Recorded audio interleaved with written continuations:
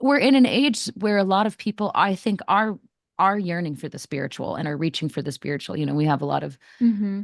astrologists in our community in general, and a lot of people are turning to meditation or manifestation or conversations about the universe. But even that stuff brings up shame. Like, how am I manifesting Yeah. wrong? Am I I praying to the universe mm-hmm. incorrectly? Because what we're talking about here is having a very pure desire and not getting it. That's what we're really talking about. The pain of and grief of Mm-hmm. I want something with my life that is so far outside my control because it involves a whole other person, and not just another person, but a landscape, a cultural landscape. I Mm-hmm. want something that's so beautiful and understandable to want, and I don't have it. Yeah. And it doesn't feel like something like manifesting can make that all better. And there's a lot of beautiful things that I love and use from like the various spiritual resources that I've just gotten from Instagram or from a meditation circle or this or that. But nothing works for me like Jesus does. Nothing Yeah. does. Hey, everybody. You're listening to The Soloists. I'm Mallory Everton, and I'm here with my co host, Diana Brown. And today it's just us, which is kind of Yep. fun. It'll be We're nice. doing we're Like the doing old kind days. of a right. This is how she Yeah. and I got started. We got started just chatting and trying to figure out what was here between the two of us, and we discovered that there was tons, um, tons to talk about and wanted to bring to the table for other people to discuss as well. We kind of wanted to do a where have we where did we come from? Where are we going? Conversation. Why are we here? There it is. There it is. Why are we Where have we going come home? somewhere? Where are I can't we? say. Something like that. Where have we come from? Why are we here? Where are we going? The There we most go. Mormon question. We wanted to Yes. ask that about the podcast and have a little kind of heart to heart and talk through things on mic, see Yes. what happens. Yes, we did. And we want to read some of the feedback that we've gotten over the past 5 months since we started. Yeah, it's been almost 5 months. Weird. And That's I cool. know, coming up on our half birthday. We also have an announcement that we're excited about. So, Mallory and I, from the start, when we did this, we actually didn't. Do you remember, Mallory? We didn't even initially propose a podcast. It was Bill Turnbull, who is one of the founders of Faith Matters. He set us up and was like, "You two are thinking a lot about singleness. This is like a really under discussed topic. I want you to cook something up."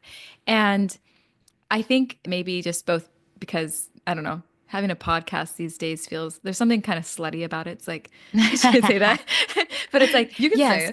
come listen to us talk. I think we really did have this vision of wanting to make a space for public conversations that help people think through honestly what to me looks like just this frantic, it's very busy source of pain in like Hmm. my peers groups lives that it doesn't feel like there's a lot of conversation supporting that in the ways that are helpful to them, right? And we really wanted to do that. I think we initially proposed like a newsletter or something like that, but the Hmm. idea initially was we wanted something to be a community, right? And for public conversations that sort of support people more broadly, not just people to come listen to Mallory and Diana.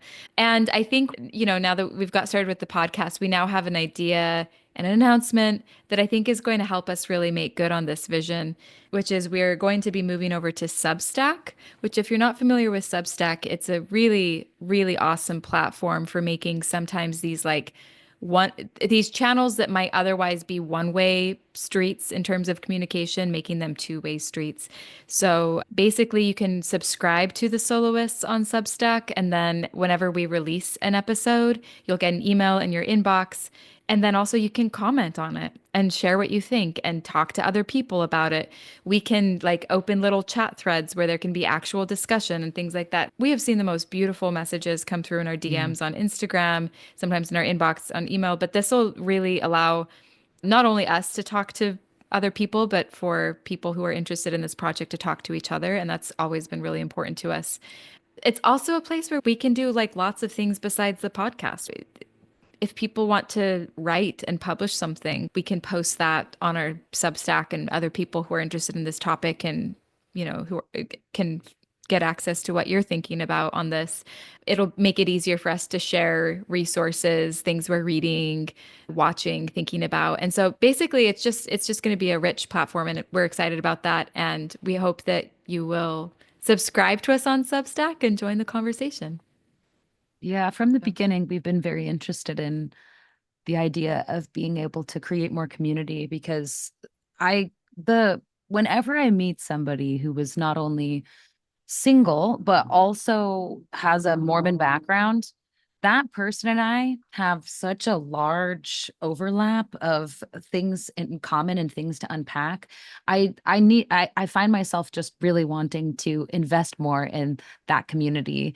And for yeah. the rest of my life, regardless of whether or not I end up partnered, I think I'm always going to feel a pull to these people. Hmm. And it's very, very difficult to create a network of those people. We've got singles wards, but those don't work for everybody and people age out of them. And some of the richest and most honestly like helpful experiences are happening outside of the spaces, whether people have left the church or they're going to different wards or conventional wards now, or they're traveling Hmm. or they live in Antarctica or whatever. Like, I just like the idea Hmm. that people who are doing life solo are finding a place to also do solo together, you know. And Yeah. I'm very excited about this, and I hope that people get engaged, and I know I will Hmm. be because that's been very motivating to me from the beginning. Is how can we hear each other's stories and recognize that we're not the only people who feel like we might have stepped a foot wrong or something might be off about what's Yeah. happening. Diana and I were just talking before we got on about how difficult it can be just to make sense of your life, just to be able to look at it and have it make sense Yeah. somehow. And those are the sorts of things I would love to read Hmm. your writing and read your comments about. Yeah, absolutely. Um, I feel like I had like six conversations with friends over the last week, but Hmm. that kind of all amounted to something similar where they were like, well, obviously the dating thing hasn't worked out, but neither has my career. And we're not even talking about like career failure. We're talking about like career disenchantment, like just with the whole Hmm. project. Hmm. Like I have a friend who she's one of those people who's just like so deeply professionally competent in a way that I could never, just like chief of staff, just very, Wow, wow. very organized.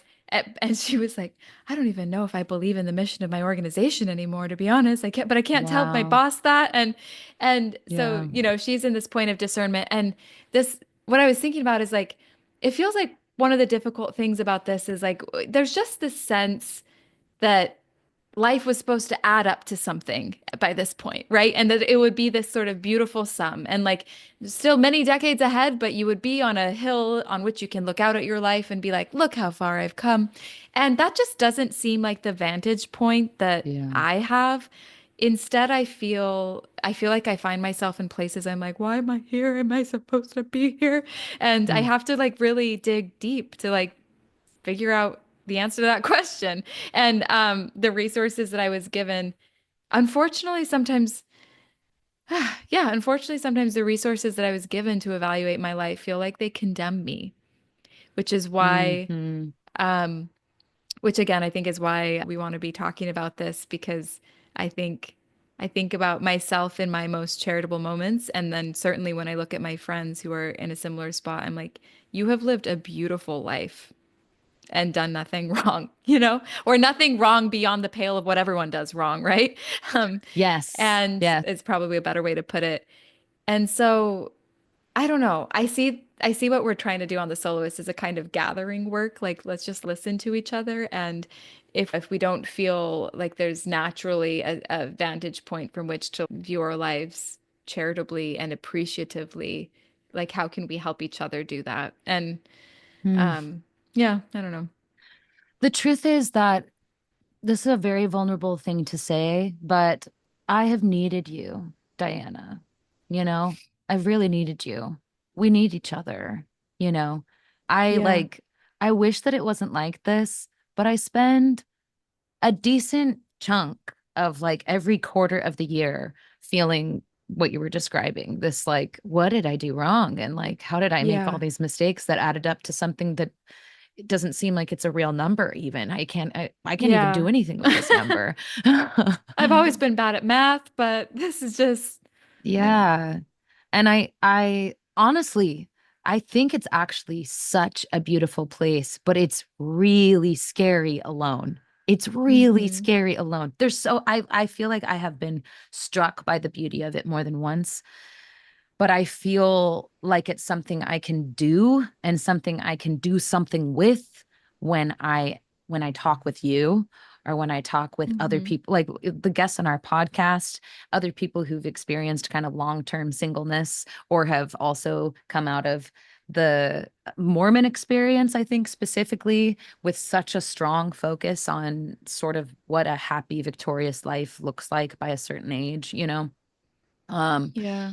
what a happy ending, quote unquote. Like your ending is supposed to happen when you're 24 or 32 or whatever. Like Mm-hmm. whether it's marriage or and now I've had all my kids and I figured out when and like how to do all of that properly or whatever. And anyway, I'm feeling like very, very, very grateful for you and for this space because even if we didn't have any listeners, this would have really been like a game changer for me personally this year. So Mm-hmm. I hope that anyone who is listening knows, like, we need this too. You know, like that's why we're doing Yeah. it. Yeah.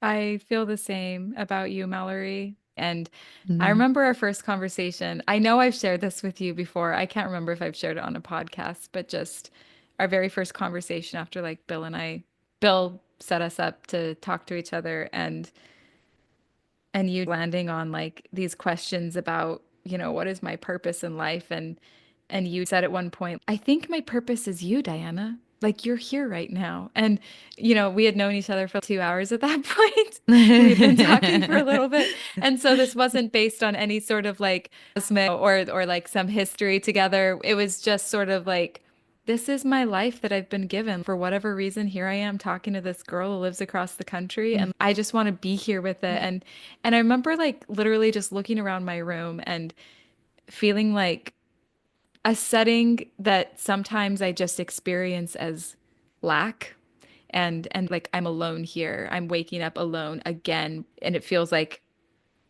less and less likely that this will ever change. I just remember just looking even at like my plants and my couch and my books and it's corny but like the half empty to the half full experience like Mm, I have stuff, I have people, I have things to do, yeah. I have projects. Like my life is not defined by lack. And like very simple sort of testament to like Diana, I see you and I'm here with you and I'm making you hear my purpose. And even just in this conversation it just totally changed my heart Mm. that evening. And I feel like it was a foundation. Like I actually do. I still totally have freak out moments. Yeah. But I really do think about where I was a year ago on these questions and I really do feel like I have been measurably healed. Like Yeah. it is not something that the particular pain points and fears about what my life is about and whether I'm going the right direction. In some ways, those will never go away, but I do feel a lot more ease in my own skin and Mm. just gratitude for my life. And I don't think I could have gotten there on my own either. Yeah. Well, yeah, I mean, there's honestly so many layers to this. Even just being able to meet someone as genuinely so beautiful inside and out and so competent, so talented, and so interesting. It's Oh, just you another got that. reminder too that this space is full of like beautiful, bright, insanely deep wells, you know? Mm-hmm. And I think that some of the lies that we tell ourselves about our singleness or about our situation are debunked in each other. Like Mm-hmm. you are proof that some of the lies that I think are true about singleness, like that it's earned somehow, for example. I'm like, Hmm. well, no way. Like Diana just proves that for me. So it must be a lie when I tell myself that crap. You know what I mean? I just think there's something really special about being able to recognize that the sun and the rain are not Mm-hmm. I'm listening to Michael Singer right now, so this is on my brain, but that it is the sun is shining and the rain is raining on everybody, and that it's neutral. It's not like it's not about our Yeah. worth or value or about what we earned. Hmm. And he talks specifically about trying to change our attitudes about the weather and how he just like on his meditative journey was basically trying to be able to just instead of saying, "Ah, why is it raining? What did I do?" Like so frustrating that it has to rain on the one day when I'm going on a hike or whatever. And Hmm. we take the rain personally as like some kind of affront and Hmm. to try and say, "Oh, it's raining. It's beautiful." And it's not straightforward because what I think we are talking about sometimes is what feels like an absence or a lack or a longing. Hmm. But is longing not so beautiful? It's so beautiful. And we get to see that in each other and unpack it and talk about it and keep our hearts open while we risk things together. I mean, I like the more we talk and the more podcasts we do, the more obsessed I am with single people and how brave they Hmm. are and everything Hmm. that's going on, how much uncertainty there is in their lives, maybe in particular for people who grew up in families that kind of only showed them one way. And they're so Yeah. far from doing what they thought they would be doing. And yet they still they forge a path forward that I'm obsessed. I'm I obsessed. know. It's really, really beautiful. Right before this call, we were like reviewing our 4 goals that we had written down when we started this project. Or goals or like values, basically, like what we want Mhm. people to come away feeling. And I'll just go over them really quick because I wanted to tie in the last one with something you just said. But um, the first was wholeness, a sense that you're not broken. You're totally fine in your own skin. You're a real human being. You belong to the world. Um, Yes. the second was community, a sense that you're not alone in this. There are people who get it, who can see you and witness you and talk to you. And again, you belong to people. The Mhm. third is a sense of curiosity and just emphasizing that Right. the world is big and there's good questions to be curious about and to keep an open mind and open heart to continue learning and growing that way. And then the last one was a focus on Christ and whatever sort of alchemy of the soul that Christ allows is what we wanted to do. And when we were looking at this here, I think we both were like, this hasn't ended up quite as churchy a podcast as one might think coming out from Faith Matters. And I think there's multiple reasons for that we could get into. Mhm. But one thought that I was having is I was like, well, I think that, when you grow up Christian and spend a lot of time thinking about this figure, Christ, and what he is to us, there's ways I think in which you can develop a muscle memory when you encounter difficulty, you respond to it with this frame that Christ invites. And I know for me, I think what that is this sense of like no suffering is wasted Mm. and everything is beautiful. That might sound Yeah. like Yeah. but when we talk about Alma 7, which is this chapter in the Book of Mormon, and it has like a beautiful description of the atonement there and some of the languages that Christ wanted to Christ wanted to experience all of our pains and sicknesses and afflictions so that he could witness us and succor us. And I think about that witnessing piece too that we talk about of Christ being with us in our suffering. Someone asked me that recently, like, what does that mean? And it's true that sometimes when we just use these verbs, like, I don't know, what does it mean? But when you're in a moment of suffering, I think what it means for me is like, what can you see here? And can you look at it? And in some ways, just in the way that, like, when God created the world and then he stepped back and he called things good. Like, for me, that is the moral challenge of the gospel is like, can we go Mm. deep into these insanely confusing, sometimes incredibly dark places that we go to and find a way to do whatever kind of alchemy we need to in order to call things good. And I don't think that Yeah. means some kind of like hand waving. There's real darkness in the world. And I think that good in this sense, like just like the earth that God created, is immensely like complex and tumultuous and painful. Like it's probably always like a bittersweet sort of praise when you're really looking at reality that way. But I guess, sorry, I know I'm rambling, but I think for No, it's me, lovely. that's where Christ is in this, is like, I think even though it's embarrassing to admit this, right? Like I live a privileged life, like why should I feel so like lost and alone and down on myself? But I have, that is how I felt. And I think that um thinking about the figure of Christ is with me in this, and also my ability to use this to be with others in it and to not leave people alone in the dark, but try to name it, witness it, and figure out how to be with the pain, and also in some weird way to be able to praise it. Like I don't know. I feel like that is the movement of Christ in this topic. And I don't think that requires talking about church constantly to get there. But I feel like that Yeah. is the sort of ethos that we've tried to lead with. What do you think about that question? I mean, I know it's important to both of us that this podcast casts a wide net.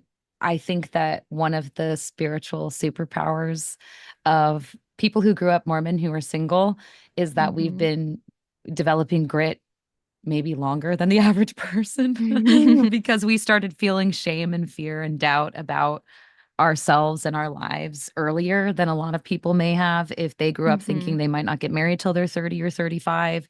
And we started feeling weird if we graduated from college single or didn't get married soon enough after our missions or whatever. Yeah. And Uh-huh. I think that's a gift we could give to the broader community. And so that it's kind of impossible to we've even talked about it on the podcast, the fact that people are kind of hemorrhaging out of organized religions, and that does mean that bringing up Jesus Christ in a conversation can have a certain connotation for people.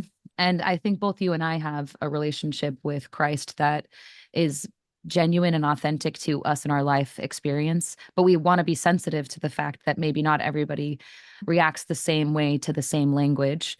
We would love it if people from other spiritual communities or not spiritual communities or people who've left the church felt like they could still find a home in this podcast where we're talking about what it is to feel like you're Yeah. not at home where other people are at Yeah. home, or where you Hmm. feel like you're off path or out of step. So it's Yeah. a very relatable topic, and we would love for the most people possible to relate to it. But I Hmm. also have to say that just for me personally, part of the reason Christ is so, I mean, like, I'm a spiritual collector. I think I've mentioned that on the podcast before. And I'm also like, I've often been heavily agnostic and struggled a lot with my faith many times, like many chapters.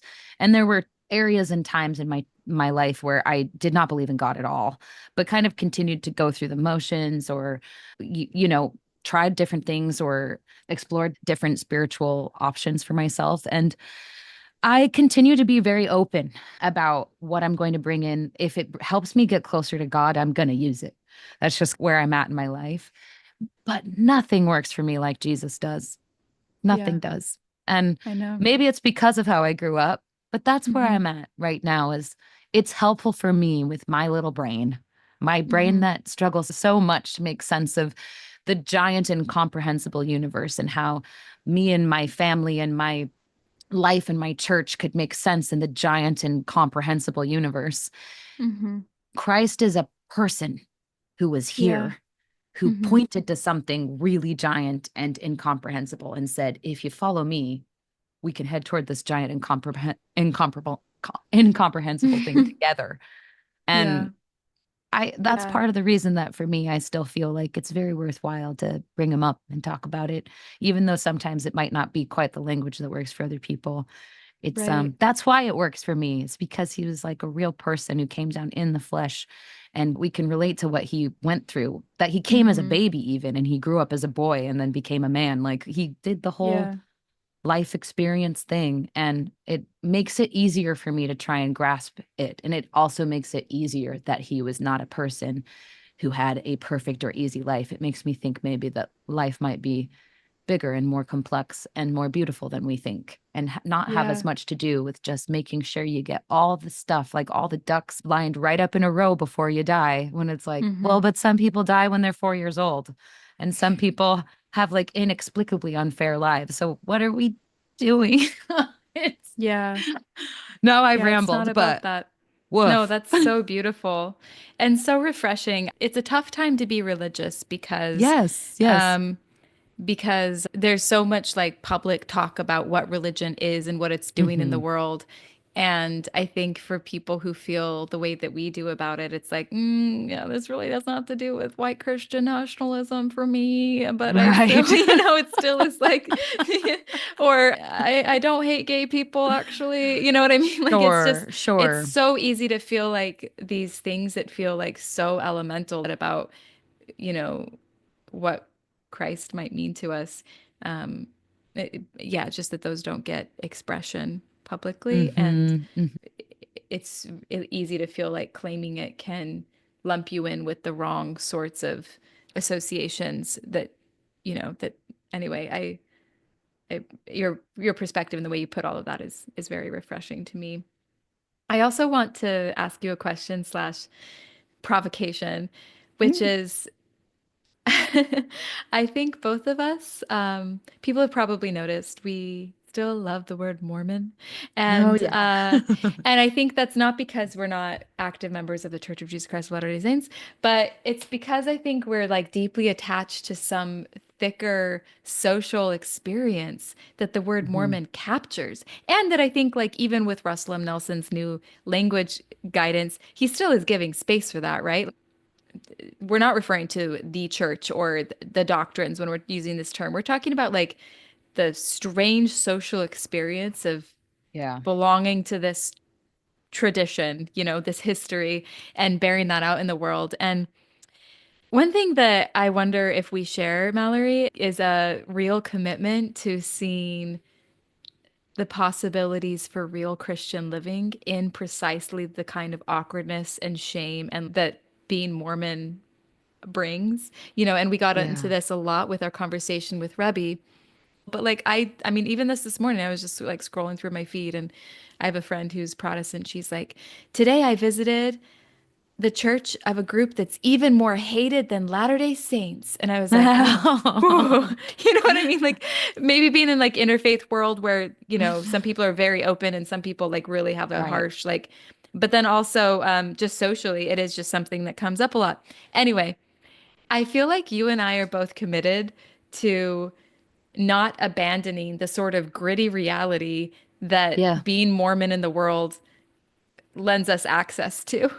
That there's Yeah. something that's like, oh, you would reject me for just being born the way I was born and like growing up in this like there's something there where we're not going to cave and be like, okay, fine, I'll just hide this and mute that. Like we're like, no, Yeah. that's there's Christ in that. Mm, mm. In needing to go to the bottom of things and to the places where there really is like the rubber hits the road and there really is rejection and social isolation and people maybe not taking you as seriously as you deserve as a person of the earth, Yeah. um I think that's something that we share in common is like a commitment to articulating that Mm. and not not abandoning ship, but wanting to be with that awkwardness. I don't I love that you brought this up. I know. think, I mean, it's so layered, but when you talk about abandoning ship, I think a lot of the time people are thinking of the ship as the church or as the community or something, but Yeah. I think a lot of the time it's yourself. It's like Yeah, exactly. it's you. It's this version of you who has been on this particular journey all this time. Yeah. And the fact that like there are these large swaths of you that just cannot be acceptable because they're so embarrassing or misunderstood by other people is it's kind of a shame to and I'm not saying people need to stay in the church if it's an unhealthy place for them to stay, but I think it's okay for you to maintain your complicatedness, if that makes Yeah. sense. It should be Like okay. your complications. Like I live right by the temple grounds on in LA. I live like a couple blocks away from the temple, and so I walk around the grounds quite a bit. And sometimes I'm just like in my workout clothes, which are often quite immodest. because I'm a Mm-hmm. sweater. And also we can talk about modesty sometimes, but I have a lot of thoughts about it. And occasionally I will go onto the grounds and in my slutty workout clothes, whatever you want to call them. We've I used the don't word slutty twice already. Whew. in my workout clothes, and um I will meditate on the grounds. I won't even go inside sometimes. And I've struggled with the temple on and off in my life, and I think a lot of people have. And I don't know, occasionally like to go and just sit and hold that. I am with all my doubt and all my confusion, but my whole kind of complicated history as a person. And Mm-hmm. I'm here sitting and trying to hold all of this at once. That there are Yeah. things about this that I love, and there are things about this that I hate. There are things I Mm-hmm. don't agree with and I don't believe. And then there are things that feel like so deeply a part of me and a part of like the depth of my, like all my core virtues, that I don't think I can ever get them out of my body. Mm-hmm. And holding all of that at once is, not to toot my own horn, one of the most beautiful things about me. I think it's one of the most beautiful things about all of us. And Mm-hmm. I the love more hearing that you we're, say that. thank you. It's awful. It's awful. And not everybody agrees that it's beautiful. I think some people are like, this weird Mormon girl, or like bad Mormon girl or whatever, like girl who's not good at being Mormon or not good enough at not being Mormon or whatever. Well, I love hearing you say what you find beautiful about yourself that way too. Hmm. Oh, well, um, I'd like to hear what you find beautiful about yourself. What do you think? Well, I mean, it's so funny. I think we have a lot in common, and I really have found deep companionship with you. I mean, I love what you said, and maybe if I don't want to steal it, but I guess I want to. Like, I Take think it.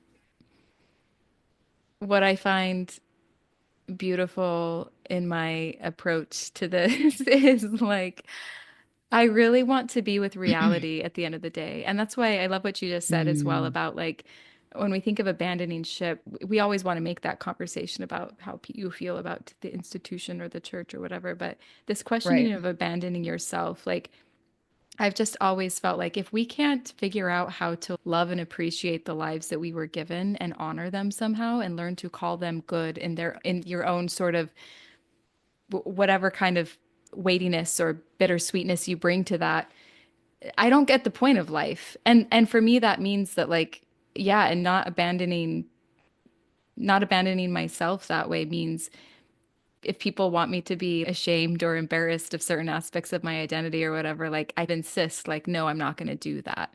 And I will buy into it to a degree. Like I totally will. In fact, this is like a subtle point that I've observed about myself over the past year.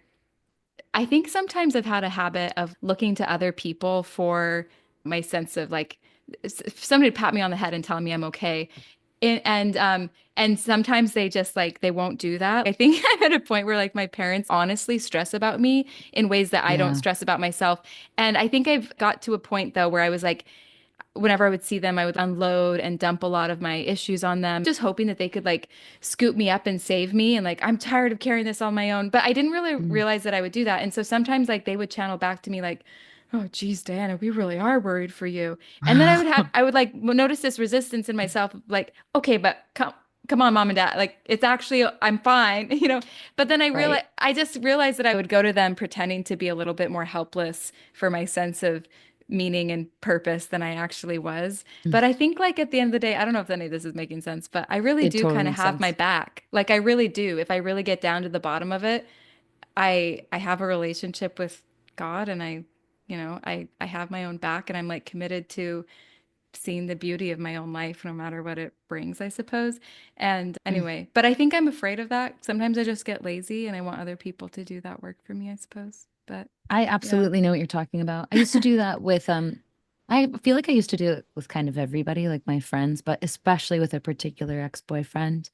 I Ah, needed yeah. him to validate every mistake I made and every question I had. Like, I really felt, and maybe it was because I met him when I was pretty young, but I really, really like sometimes would feel like I was very unsteady and unstable until he was like, "No, I agree with you," or like, "No, I see why you did that," or I get it. You made a mistake, but you apologized. It's sometimes I just needed him to come in and do that. And when we Mm-hmm. broke up and we didn't really talk as much anymore, and when like that relationship went the way it went, I had to learn to do that.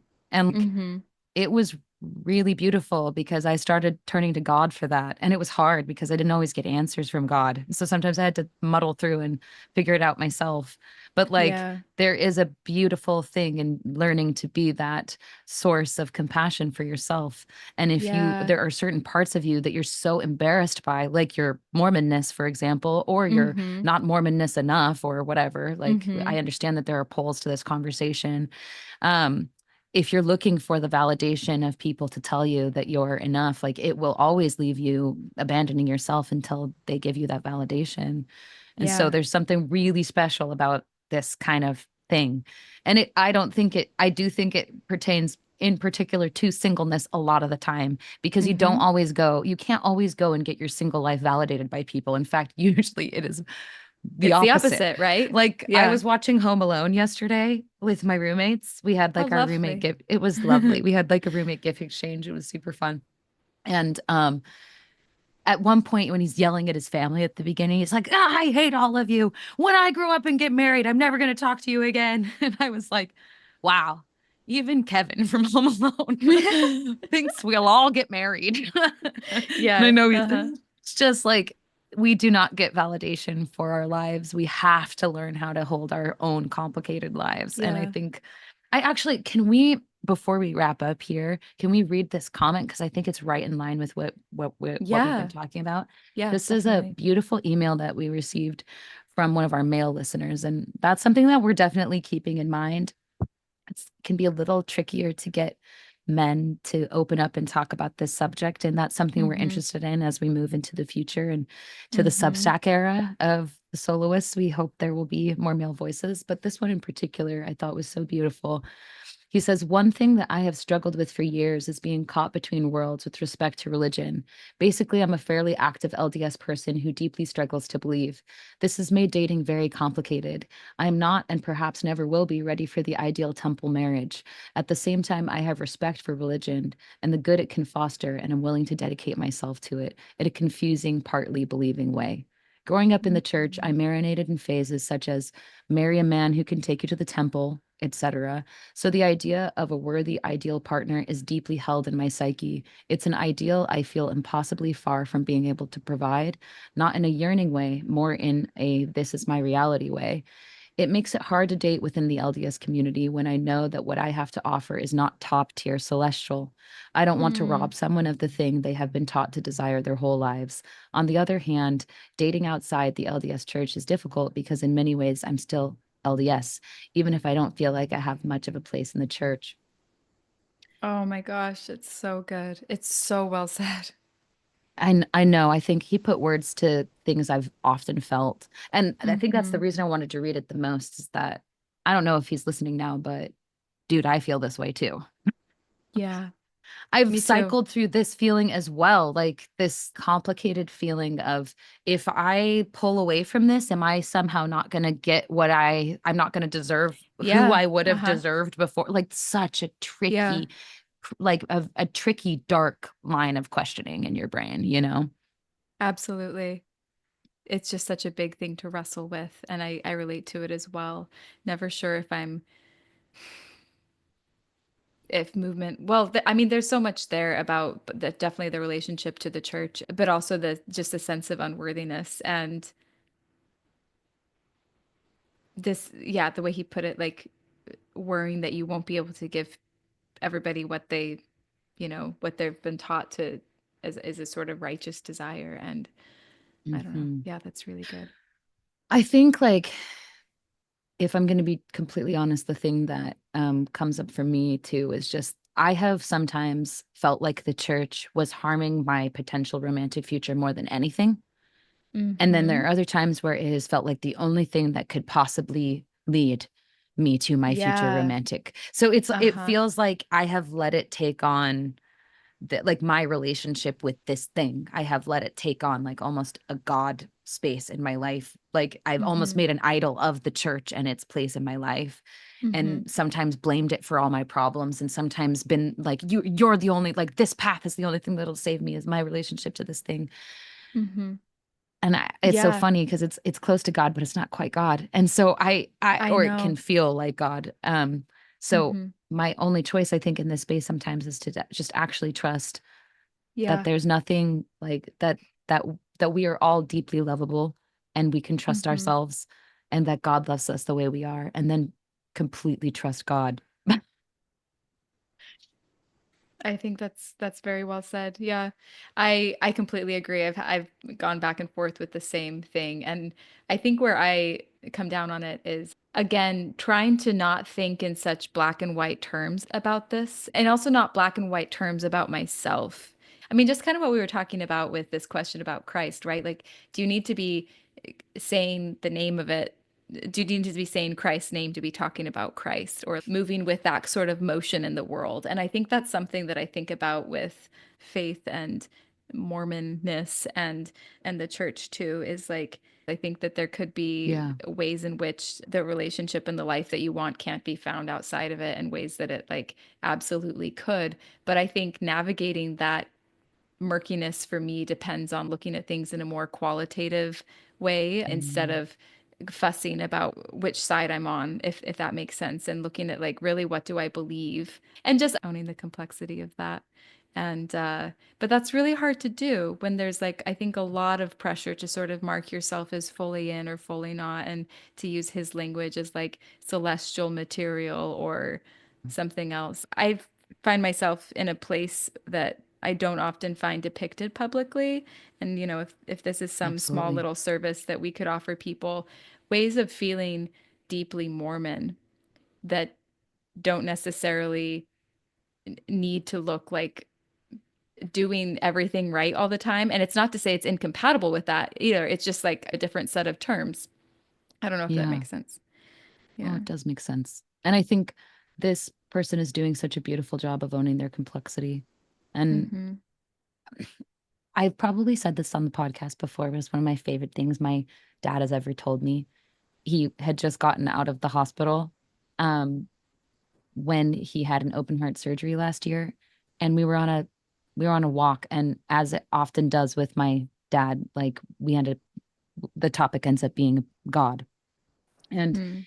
one of the things he said was, you have to be completely honest with God, or else you're hiding from him and he can't help you.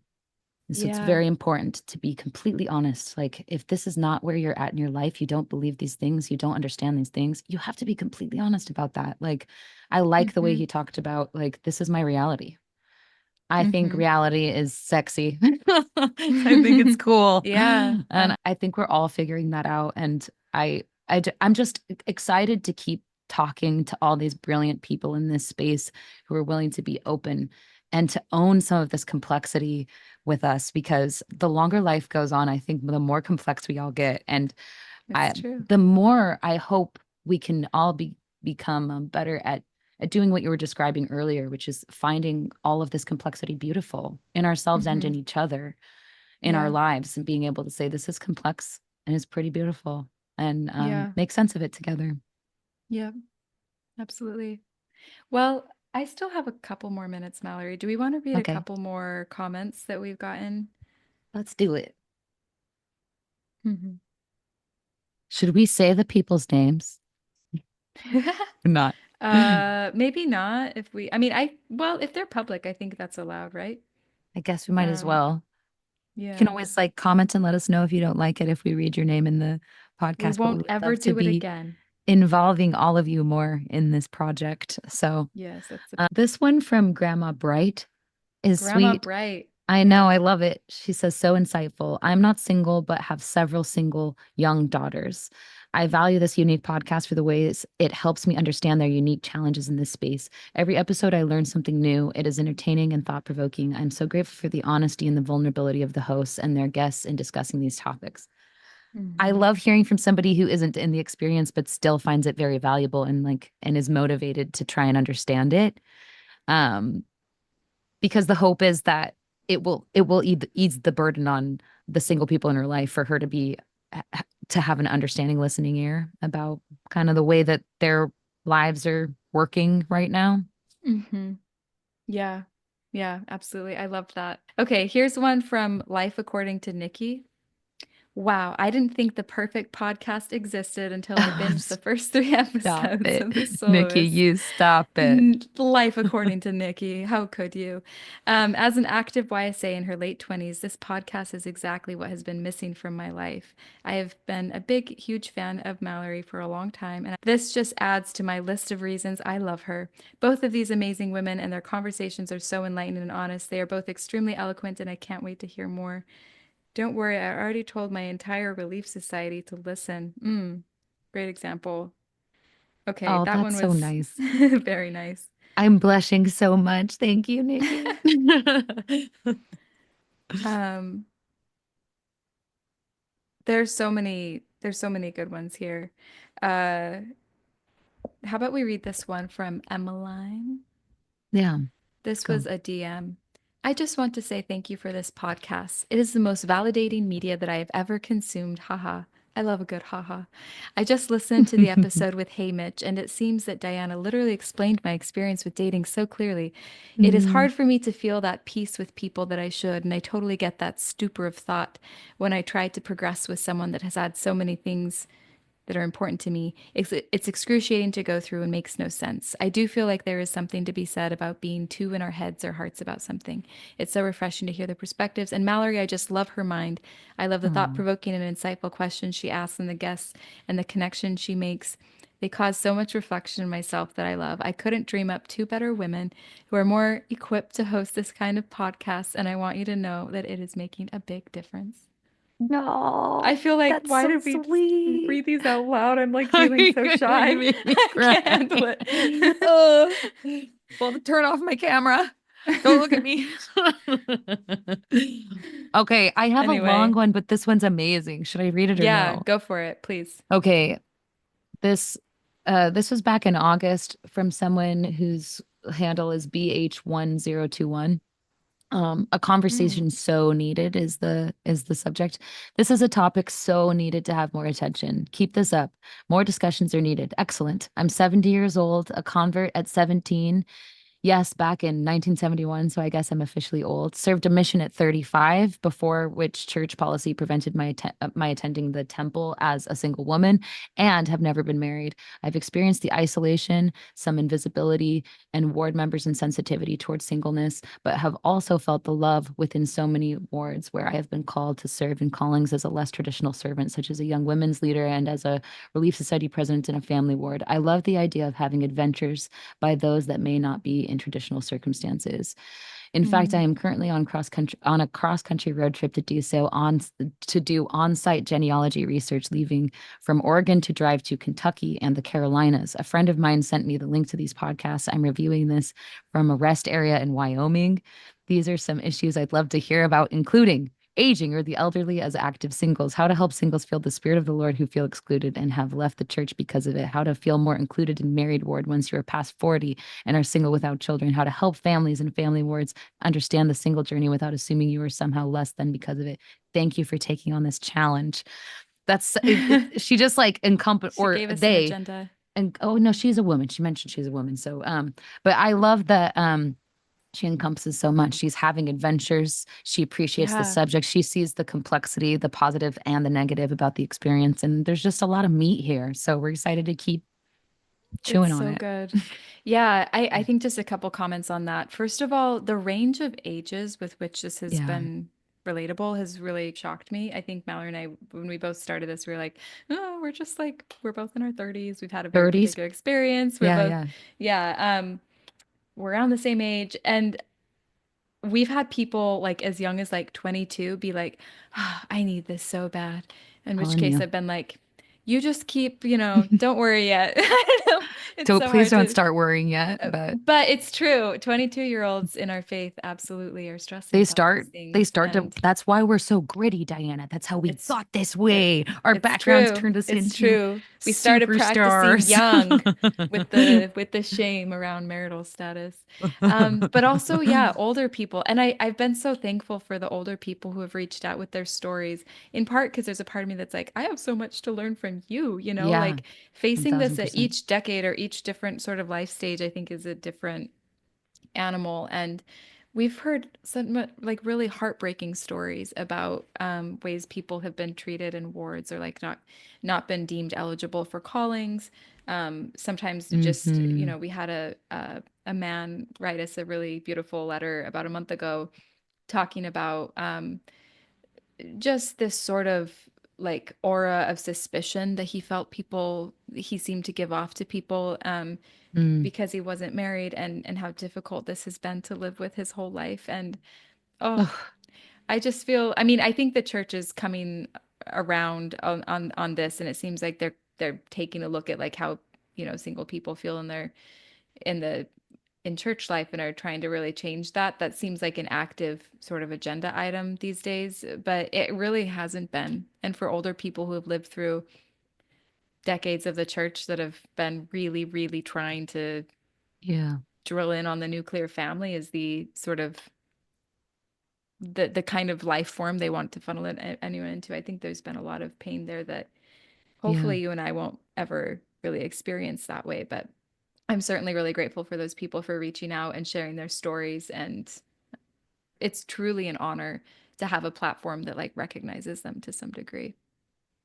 yeah. I think there are many different spaces that are exploring this question of the general unfairness of life and how Mm-hmm. we can be better at not making that worse for each other. Mm-hmm. That we unfortunately have all these systems and ways of making certain lives or certain achievements or certain types of, I don't know, personalities, groups, etc., better than others. And every time we Mm-hmm. do that, we're creating a system that's going to hurt us somehow and hurt each Yeah. other. But we've got so many of them to unpack. And this space of single people is just one of those spaces. And I think Mm-hmm. it's a really active one because I think there's a reason why almost every good movie has a romantic plot line in it. It's because the storyteller knows that everybody gets it. Like there's a certain Mm-hmm. amount of longing to unite and connect with another being in that way. And whether or not it's always specifically romantic, I think we understand wanting that union.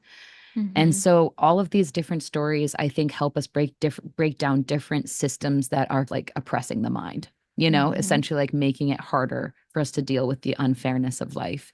Mm-hmm. Because if none of them existed, we could all just say, look at what I got. Oh, that's cool. You got that, Mm-hmm. I got this. And like, but Mm-hmm. unfortunately, that's not what we're doing most of the time. So Mm-hmm. I'm grateful to be unpacking this together for sure. Yeah, me too. I really am. So, what do you think people should look forward to in our future conversations? Well, one of the things I'm looking forward to is that we've always intended to have some pretty in-depth conversations about sex. And so I think that's what we're going to be doing. I want to talk more about sex and worthiness. I think that that might be coming up. That's going to be, Mm-hmm. I think that we've got some conversations we're interested in having in that space.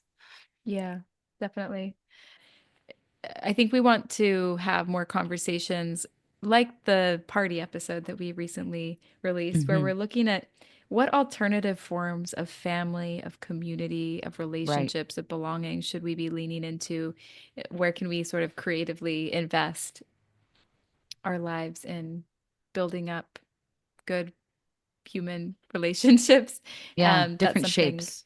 Yeah, and highlighting, I definitely have some topics and people in mind that we're wanting to highlight and lift up there. And So we've also, got I'm that. one of the things I'm trying to continue to project, and I hope the Substack facilitates more of this, is just more of all these people's stories. I'm Yes. so interested in the Yes. stories of the people who are resonating with this content because Mm-hmm. I can guarantee your story is going to help me and I would love to hear it, you know? Yeah.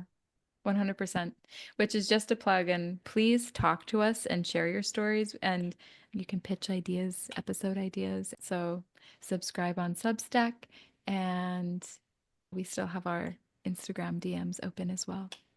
Woo! So, yay. Talk to us. Okay. All right. Um, Well, I think we covered it. I think we did it. I love you, Diana. Love you too, Mallory. Thank Okay. you. Okay. Goodbye. Bye.